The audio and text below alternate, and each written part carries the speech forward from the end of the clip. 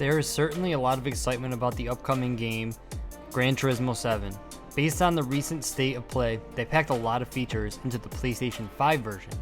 But what about the PlayStation 4? Will the game be released without these features?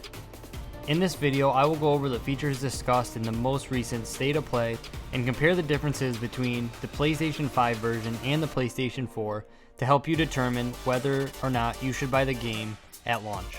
Just a reminder that if you do buy it on the PlayStation 4, it will be a $10 fee to upgrade to the PlayStation 5 version, which isn't that bad. So after watching the state of play, there is 3 big reasons that the PlayStation 5 stands out.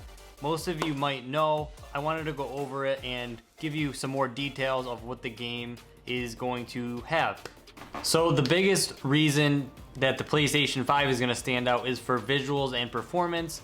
Now, they showed that the realism of the graphics on the PlayStation 5, they're going to use ray tracing and different shadows and textures on the car to make it look more realistic.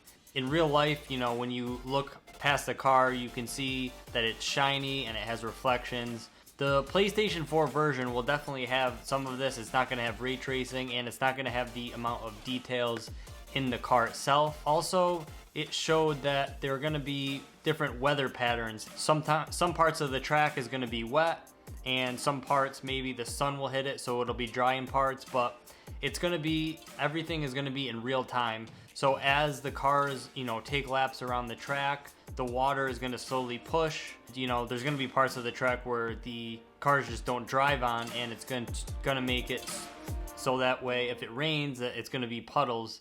And so it just adds a level of realism and depth to the game, which I'm not sure on how well the PlayStation 4 is going to handle it, but the PlayStation 5, it definitely looks that it's going to be a very nice feature to have. So 2 more things about the visuals and performance. One is there's going to be a photo mode, so you can, like Gran Turismo Sport, that you can bring a car to a certain locations around the world and take pictures of it. To me, they definitely showed it on the PlayStation 5. It looked beautiful, and I'm not sure on how well it's going to translate on the PlayStation 4. You can use HDR and different other features, which really, they showed some amazing photos. I'll actually put it right here for you. Yeah, so it's really exciting to have this level of detail.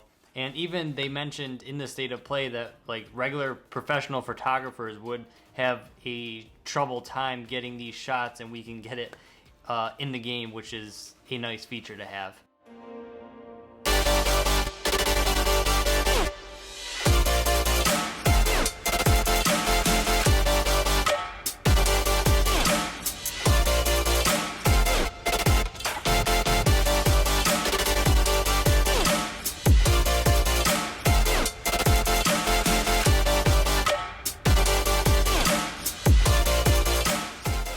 So the second reason I wanted to talk about, they're really trying to use the DualSense controller, which makes sense. If you played any other racing games, maybe like Dirt 5, which they recently had free on the PlayStation Store, you can definitely feel it's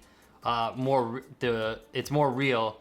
And like when you go through mud and stuff, it's definitely harder on the triggers.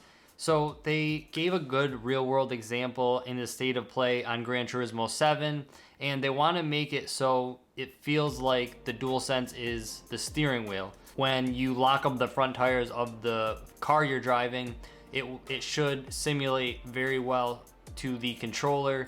This is something the PlayStation 4 just doesn't have. That's another thing to keep in mind if you're going to buy the PlayStation 4 version of the game. Lastly, I just wanted to mention the 3D audio. They did bring this up in the state of play, and basically 3D audio is just like Sony's version of surround sound, and again, it's just to make it more realistic.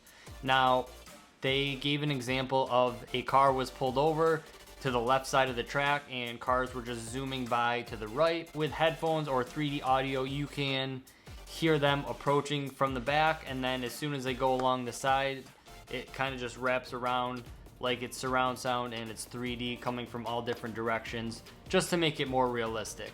Now, I definitely think that the PlayStation 4 version will have good audio, but what level or how much further ahead is the 3D audio and the PlayStation 5 version? These are the three things that definitely stood out to me in the Gran Turismo State of Play showcase, but either way, this game looks amazing. So it's really nice to have these added features. Is it worth buying the PlayStation 4 version, or is it worth waiting for the PlayStation 5? Like I said before, stay tuned. I will be doing more comparisons versus the PlayStation 4 version versus the PlayStation 5, and just more videos on Gran Turismo 7.